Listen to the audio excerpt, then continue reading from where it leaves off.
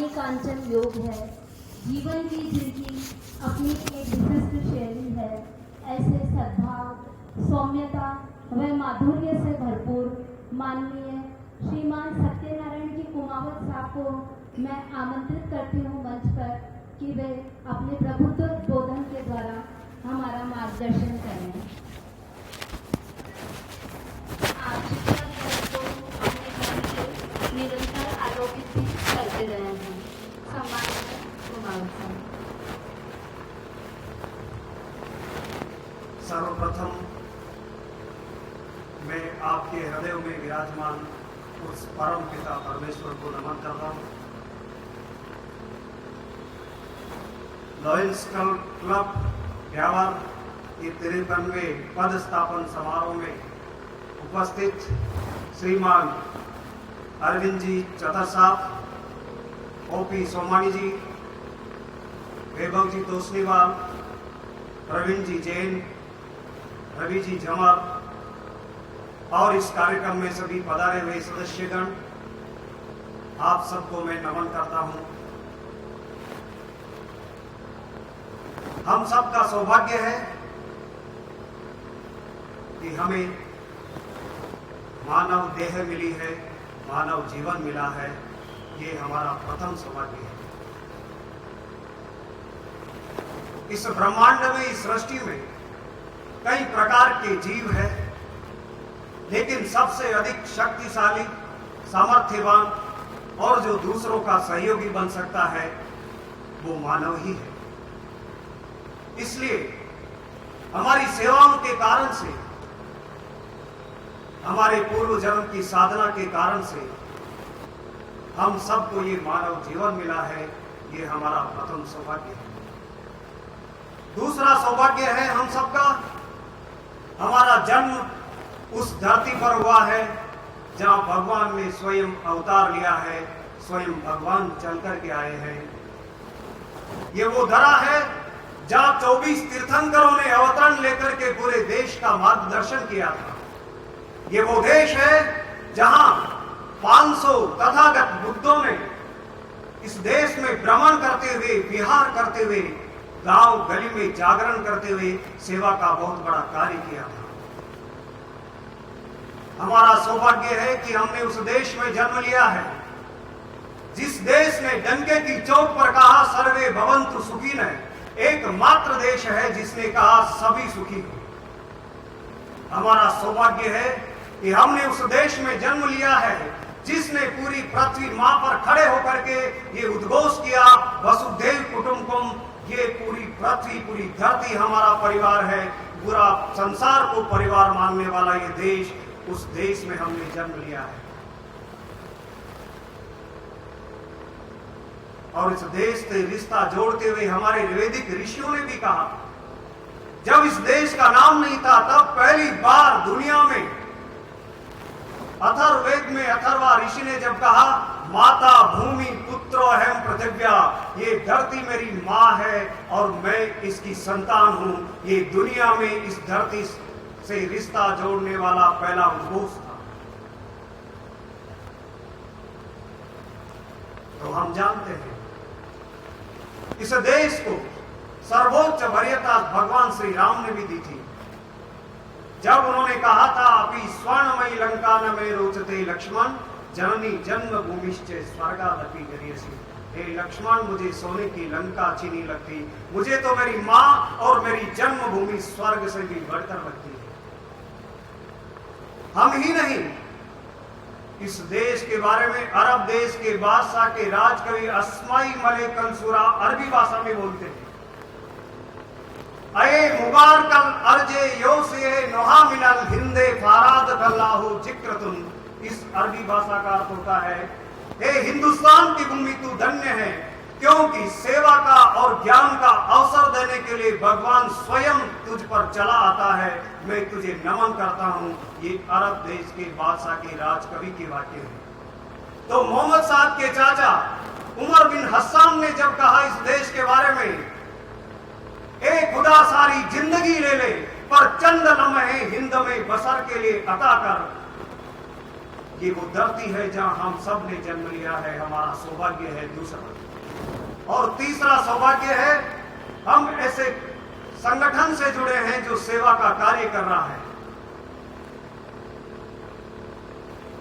इस देश में पैदा हुए एक सम्राट ने सेवा का कार्य किया और भगवान स्वयं प्रसन्न होकर के चले आए और उनको कहा आपको क्या चाहिए।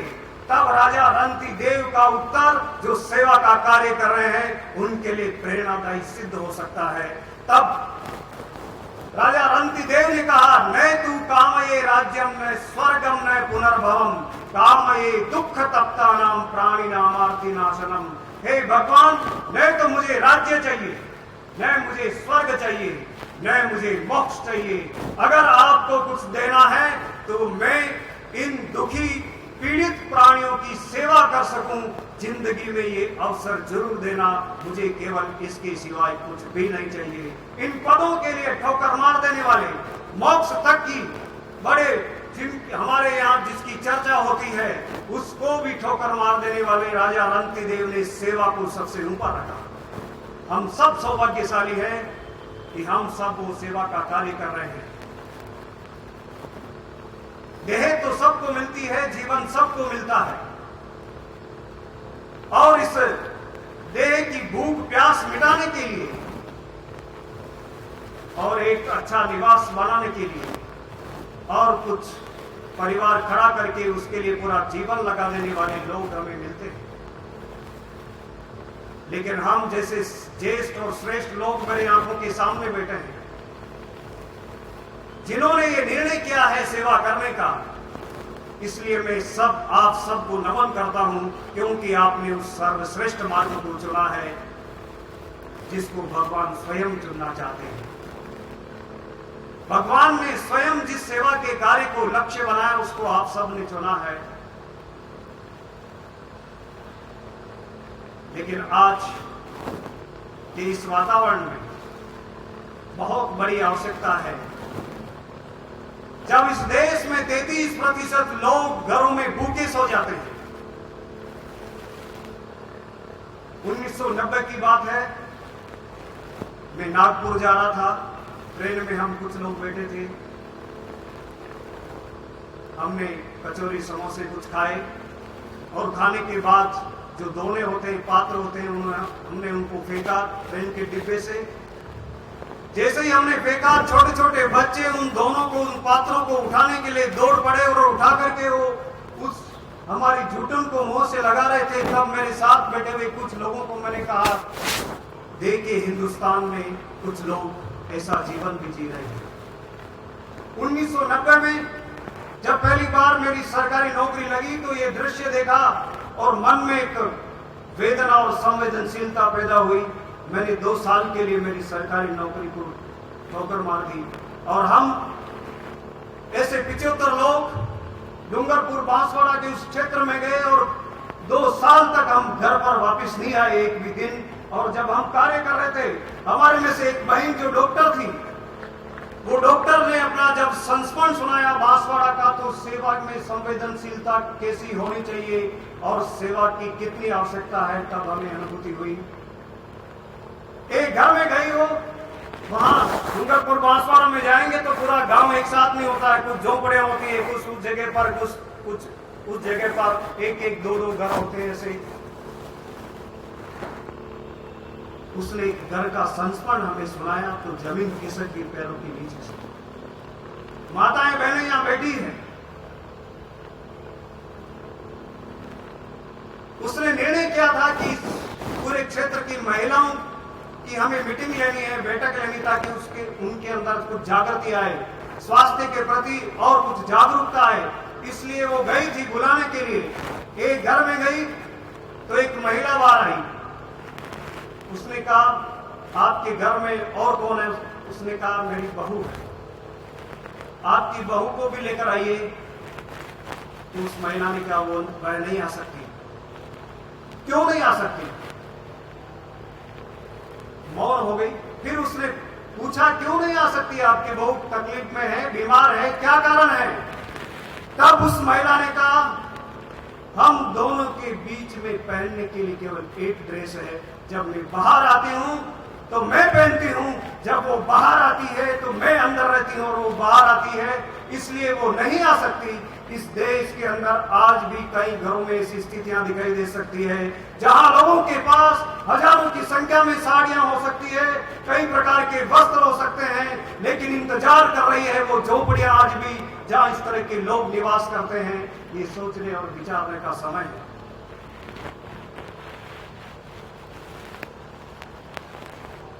आज कितनी बड़ी आवश्यकता है सेवा की,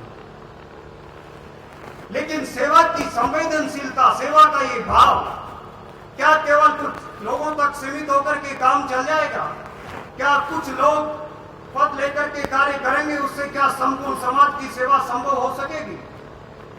एक बहुत बड़े जन आंदोलन की आवश्यकता है।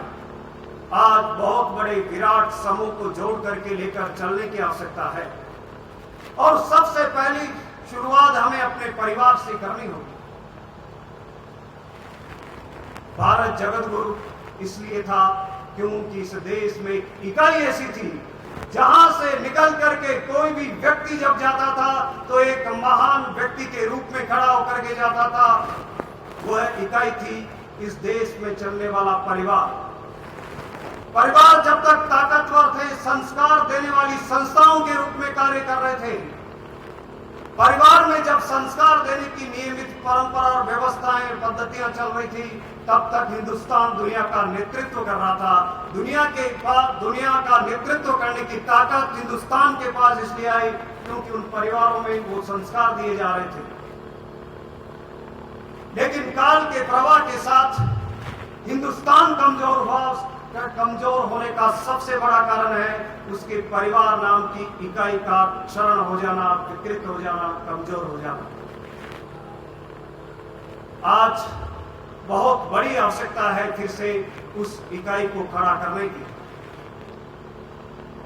क्योंकि जिस देश के अंदर सबसे पहली बार जब ये कहा था मातृदेवो भव, पितृदेवो भव, अतिथि देवो भव, आचार्य देवो भव, तब ये देश दुनिया का नेतृत्व कर रहा था। तब इस परिवार से निकलने वाली संतानें बहुत बड़े संस्कारों से युक्त होकर के पूरी दुनिया में कार्य कर रही थी। मैं एक उदाहरण देना चाहूंगा। परिवार में मां में क्या ताकत होती है? उपनिषदों में आई हुई मंदालसा का नाम हमने सुना होगा। उसके 9 संतानें हुई। उन्हें मेरी संतानों को जैसा चाहूंगी वैसा बनाऊंगी, और ऐसा ही हुआ। उसकी 8 संतानें सन्यासी बन गई। उसने तय किया था और चुनौती दी थी उसके पति को भी। जब पति ने कहा था क्या तू बना सकती है जैसा चाहे वैसा, उसने कहा मैं मां हूं, और मां के पास वो ताकत होती है कि संतान को जैसा चाहे वैसा बना सकती है। इसलिए मंदालसा ने अपनी 8 संतानों को सन्यासी बनाया। तब उसके पति ने गिड़गिड़ा कर कहा, 9वीं संतान होने के बाद कम से कम उत्तराधिकारी के रूप में इसको तो खड़ा होने दे। मैं समझ गया तेरी शक्ति और ताकत, मुझे विश्वास हो गया है मंदालसा मां में क्या ताकत हो सकती है, और उसने 9वीं संतान को चक्रवर्ती सम्राट बनाया। ऐसे संस्कार दिए कि वो राजा का उत्तराधिकारी बना। लेकिन आज कैसी स्थिति दिखाई देती है?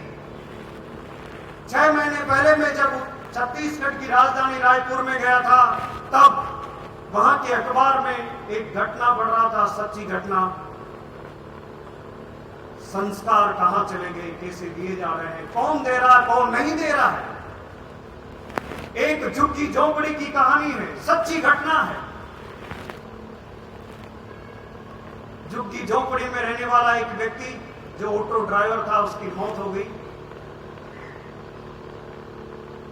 परिवार में 3 सदस्य थे, उसका एक पुत्र और उसकी पत्नी। जैसे ही उसकी मृत्यु हुई, परिवार पर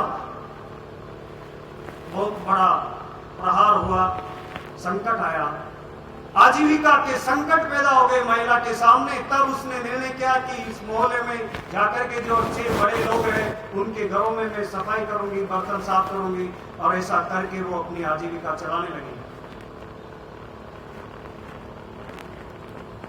एक दिन वो बीमार हो गई। हॉस्पिटल गई। 5वीं में पढ़ने वाला उसका बेटा भी उसके साथ था। डॉक्टर ने कहा ये टेबलेट है, खाना खाने के बाद ले लेना। घर की हालत, आटा खत्म हो गया, खाना कैसे आएगा, कौन बनाएगा? तभी 5वीं में पढ़ने वाले उस बेटे ने कहा मां मैं व्यवस्था करता हूं। और पास में ही जहां अट्टालिकाएं खड़ी थी, जहां बड़े लोग रहते थे उन बंगलों में, उस एक घर के बाहर गया, उसने दरवाजा खटखटाया। एक संभ्रांत महिला बाहर आई।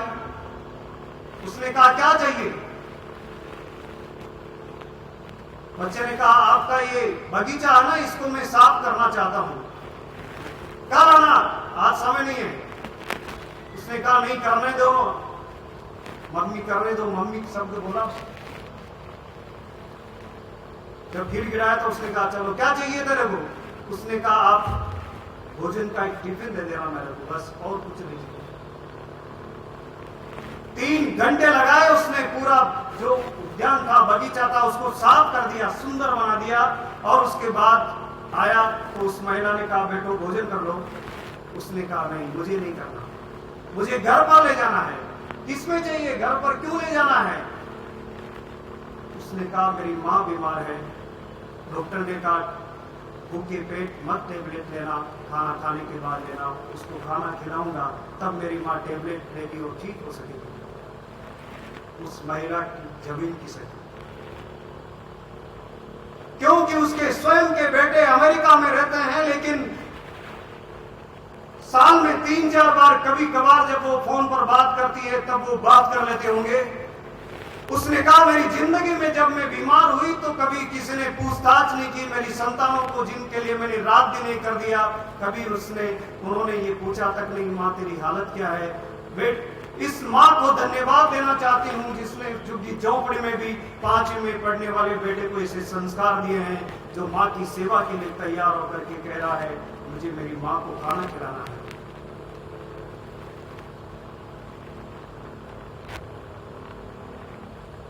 सेवा के भाव की जब गहराई से बात करते हैं तो परिवार खड़े होते हैं।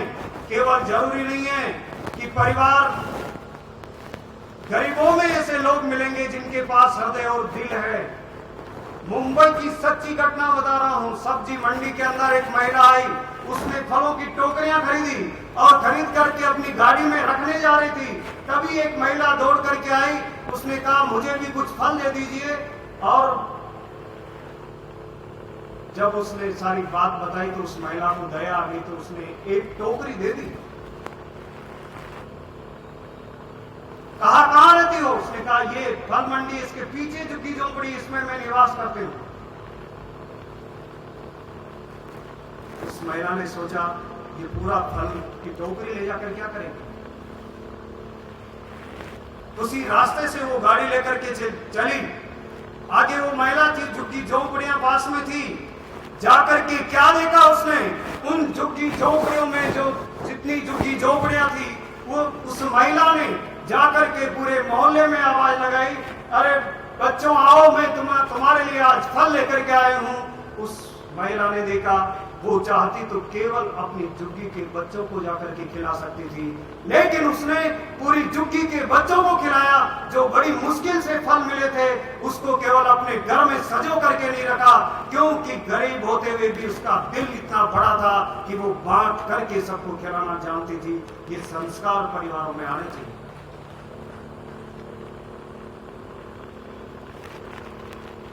और वर्तमान में बहुत बड़ी आवश्यकता है, फिर से हमें उस भूमिका में आना पड़ेगा। इस देश में परिवार को फिर से केंद्र बनाना पड़ेगा,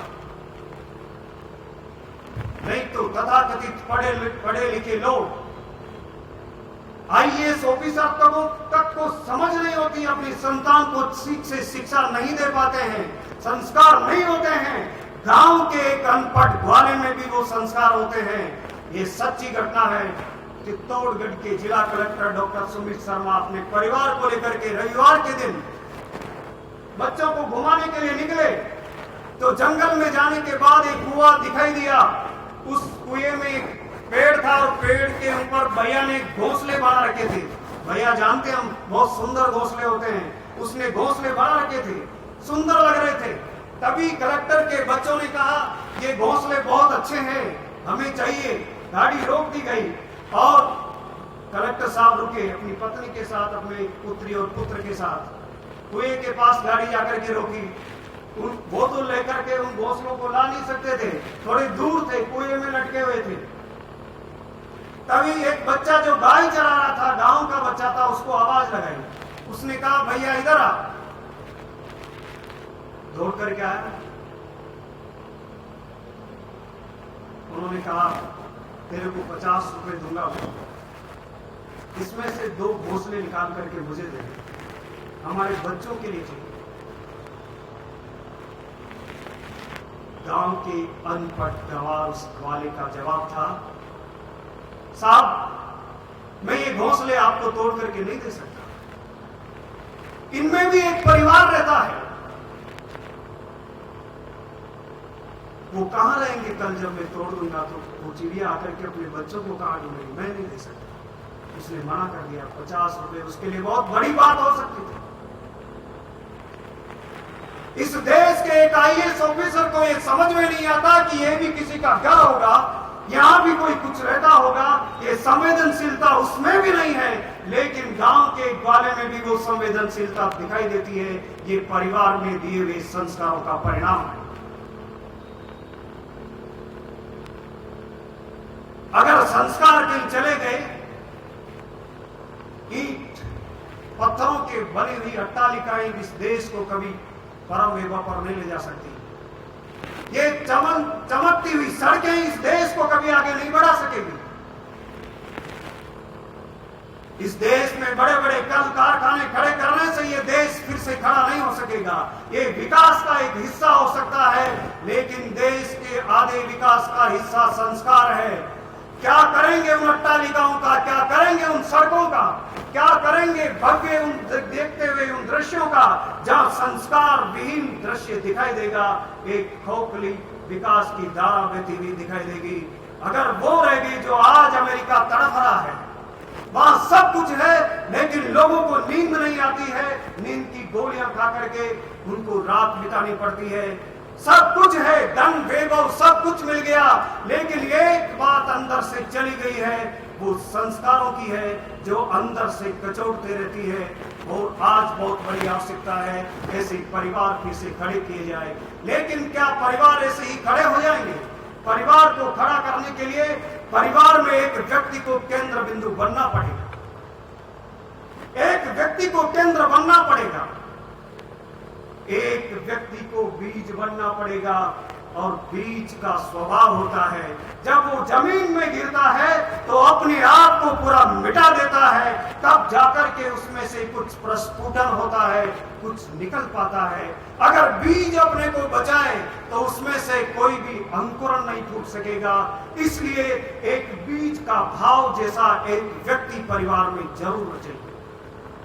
एक व्यक्ति ऐसा चाहिए परिवार में जो धागे का काम कर सके। इतने बड़े सुंदर पुष्पों से बनी हुई मालिका में सारे पुष्प दिखाई देते हैं, लेकिन एक बात ओझल हो जाती है जो दिखाई नहीं देती, वो धागा है। वो धागा पूरी मालिका में सब ओझल हो जाता है जब पूरे फूल पर पिरो दिए जाते हैं। लेकिन ताकत इन फूलों में नहीं, ताकत उस धागे में है जो दिखाई नहीं दे रहा है, जिसने अपने आप को ओझल कर लिया है और मिटा दिया है। इस धागे के स्वभाव के अनुकूल खड़े करने होने वाले व्यक्ति जब तक परिवार में खड़े नहीं होंगे तब तक परिवार खड़ा नहीं हो सकता। जब सारे लोग अपने को बचाने में लगेंगे तो परिवार में बिखराव निश्चित है।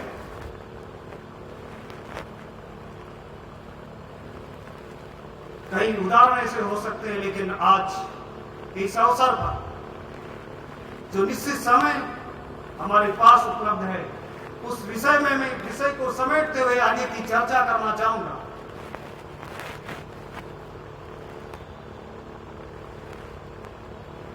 एक माता पिता का हृदय कैसा होता है। युवा पीढ़ी बेटी है, इसलिए ये चर्चा करना जरूरी समझता हूं। सबको एक दूसरे के कर्तव्यों को समझे बिना हम एक परिवार को खड़ा नहीं कर सकेंगे। एक युवा लड़की युवा अवस्था होने के कारण से विचलित हो गई और अपना घर छोड़ करके चली गई किसी के साथ। लेकिन जाने के बाद उसे लगा मुझे फंसा दिया गया है।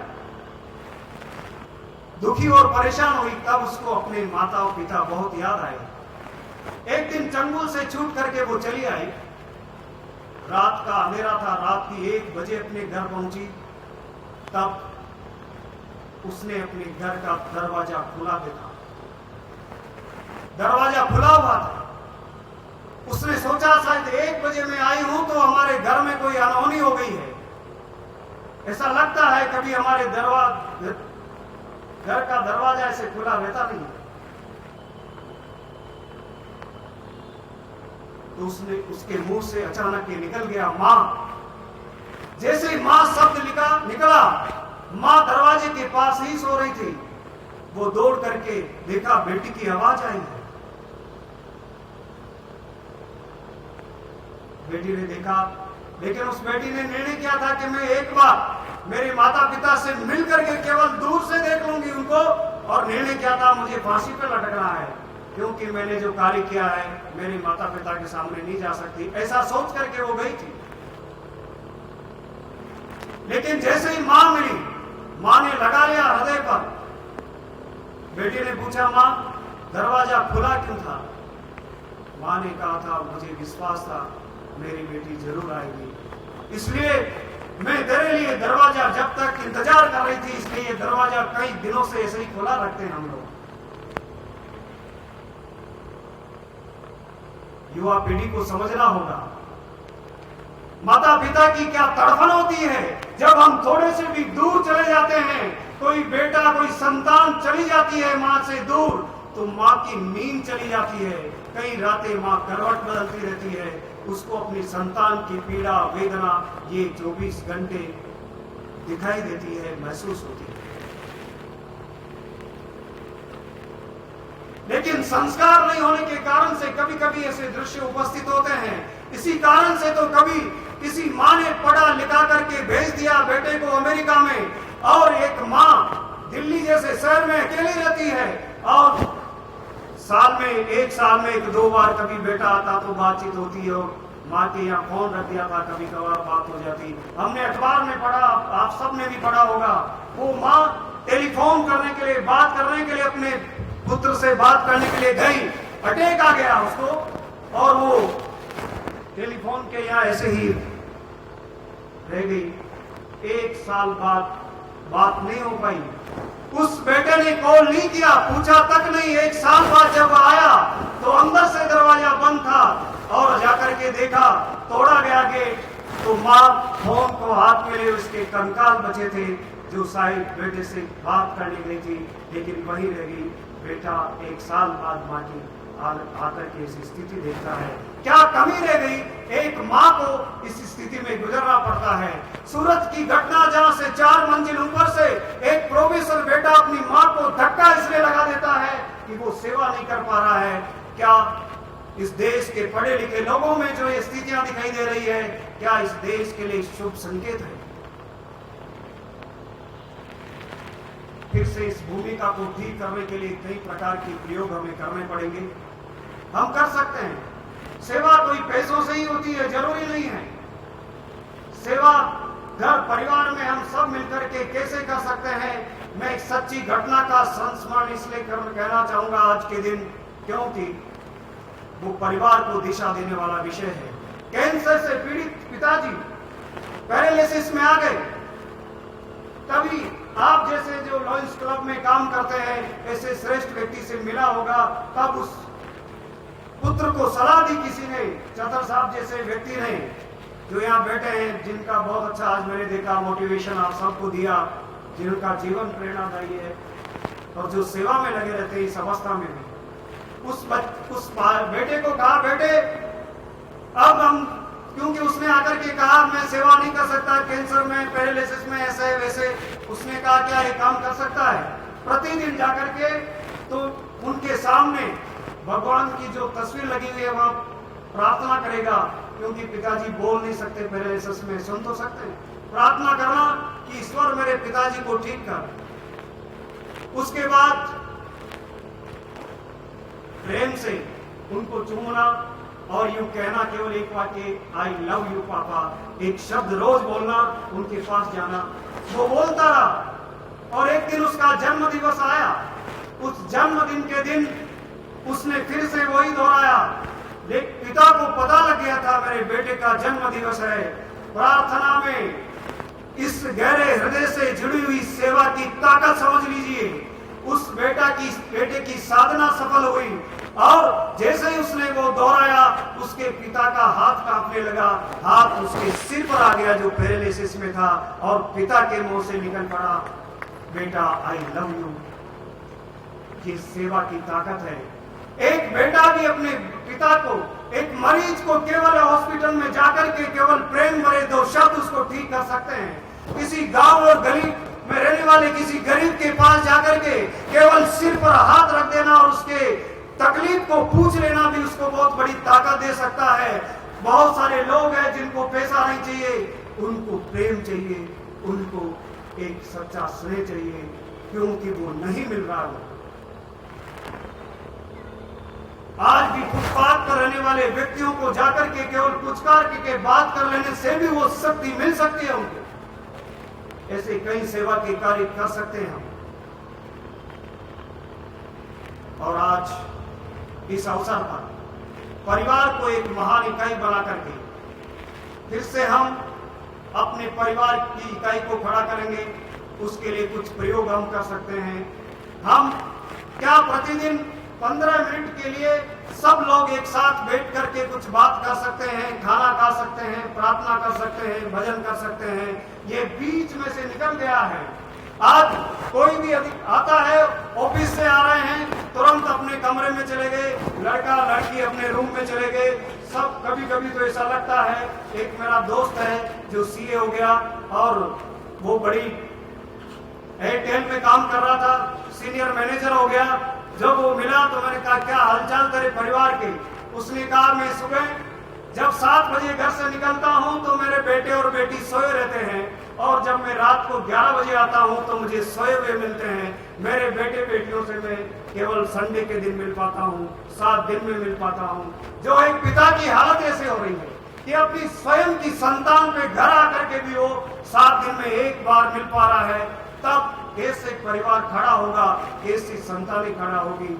जिस तरह का दृश्य दिखाई दे रहा है, कुछ ना कुछ तो तय करना पड़ेगा। जिंदगी किस लिए मिली है? क्या दौड़ते दौड़ते ये जिंदगी हम खत्म कर देंगे? और तुलसीदास जी ने तो कहा कि सोने के लिए बिस्तर बिछाने थे, और बिस्तर बिछाने वाला रात भर बिस्तर ही बिछाता रहा, और बिस्तर बिछाते बिछाते सुबह हो गई। कहीं ये हालत हमारी तो नहीं हो गई कि जिस सुख की खोज के लिए, जिस आनंद की खोज के लिए हमें जीवन मिला है, क्या उसको प्राप्त करने के लिए हमने इतनी दौड़ लगाई है कि दौड़ में ही जिंदगी चली गई।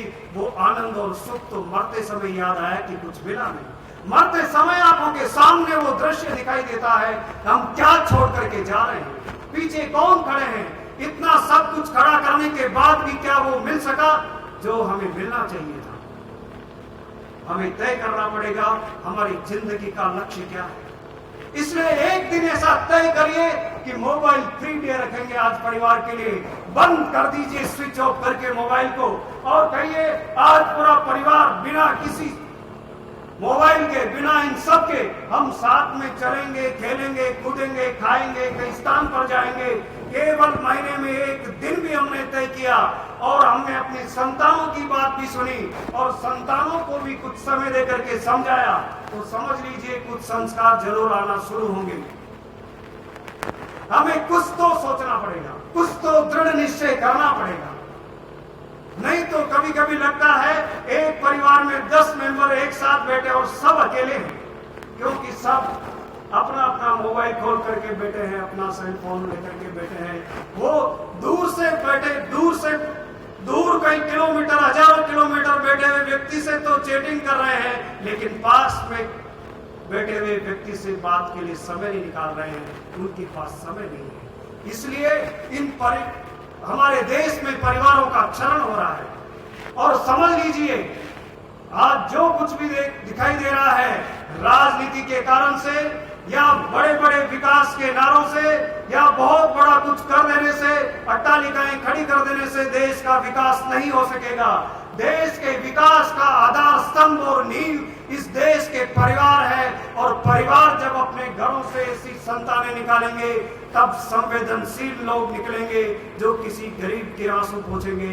ऐसे संवेदनशील लोग निकलेंगे जो भ्रष्टाचार नहीं करेंगे।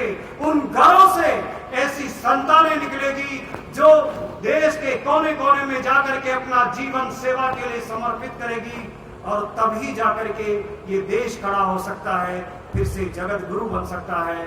इसलिए आज हम भगवान से प्रार्थना करें कि भगवान हमें वो शक्ति दे, ताकत दे कि हम दृढ़ निश्चय के साथ हम हमारे परिवारों को फिर से खड़ा करें, और हमारे परिवार फिर से जब खड़े होंगे, संस्कारवान लोग उन घरों से निकलेंगे, भारत को जगत गुरु बनने से कोई रोक नहीं सकता। सेवा को आधार बना करके हम निकलेंगे अपने घरों से, और पूरे विश्व में फिर से भारत की स्थापना करेंगे, और वसुधैव कुटुंबकम का जो नारा है उसको हम साकार करेंगे, और वह एक पूरा परिवार, पूरा विश्व हमारा एक परिवार बनेगा। जैसे लॉयंस क्लब में तो मुझे दिखाई देता है कि आप पूरे विश्व से जुड़े हुए हैं।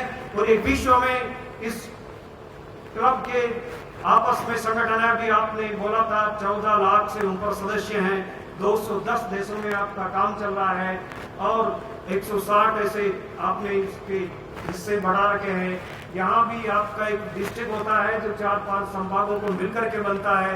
ऐसी कई इकाइयां चल रही है, सेवा के कई काम आपके यहाँ चल रहे हैं।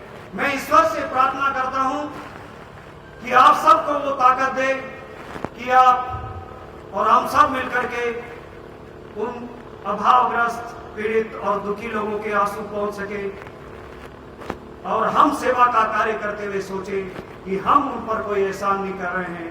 जो दुखी और पीड़ित लोग हैं वो हम पर एहसान कर रहे हैं, ताकि उनकी सेवा करके हमें पुण्य मिल रहा है। ये हमारा सौभाग्य है कि हमें अभावग्रस्त लोगों की सेवा का अवसर मिला है। ये उनका सौभाग्य नहीं है कि हम उनकी सेवा कर रहे हैं। स्वामी विवेकानंद ने कहा था, जब भी आप अभावग्रस्त, पीड़ित, दुखी, परेशान, समस्याग्रस्त, बाधाग्रस्त उन लोगों के बीच में जाओ तो सोच करके जाना कि हम सौभाग्यशाली हैं कि भगवान ने इन लोगों के बीच हमें सेवा का अवसर दिया है। हम धन्य हो गए हैं इन लोगों की सेवा करते हुए, हमें कृतार्थ कर दिया है इन सब लोगों ने। जब ये भाव आएगा तभी उस भाव के द्वारा की गई सेवा ही सच्ची सेवा होगी। इतना ही कहकर के मैं मेरी वाणी को विराम देता हूँ। धन्यवाद। जय हिंद। बहुत ही प्रेरणादायी, देशभक्ति से प्रेरित, पारिवारिक संस्कारों से परिचित कराने वाला, मानवीय संवेदनाओं से परिपूर्ण तथा महिलाओं को अपनी शक्तियों के से अवगत कराने वाला उद्बोधन दिया। मैं यही कहूँगी, मत जियो उसके लिए जो दुनिया के लिए खूबसूरत हो, जियो उसके लिए जिसकी नजरें हो तुम्हारी तरफ। धन्यवाद मुख्य अतिथि श्रीमान सत्यनारायण जी साहब। अब मैं इसी क्रम में आमंत्रित करती हूँ नव नियुक्त प्रेसिडेंट लॉयन वैभव तोषणीवाल को कि वो अपना संबोधन प्रस्तुत करें। नमस्ते। मेरे को लग रहा है कि आप सभी परेशान हो गए हैं, सब ऐसे देख रहे हैं, मैं सब जाग रहे हैं, आवाज आ रही है। आज के समारोह के मुख्य अतिथि श्री सत्यनारायण जी कुमावत साहब, जिनको आपने अभी सुना, इतना जोशीला भाषण, प्रांत बौद्धिक प्रमुख राष्ट्रीय स्वयंसेवक संघ, पदस्थापना अधिकारी MJF लॉयन अरविंद जी चतर साहब, region chairman lion Ravi ji झवर, जॉन चेयरमैन लॉयन प्रवीण जी जैन, इस समारोह में उपस्थित ब्यावर के गणमान्य नागरिक बंधुओं, लायन साथियों, मातृशक्ति, पत्रकार बंधुओं एवं प्यारे बच्चों, आप सभी का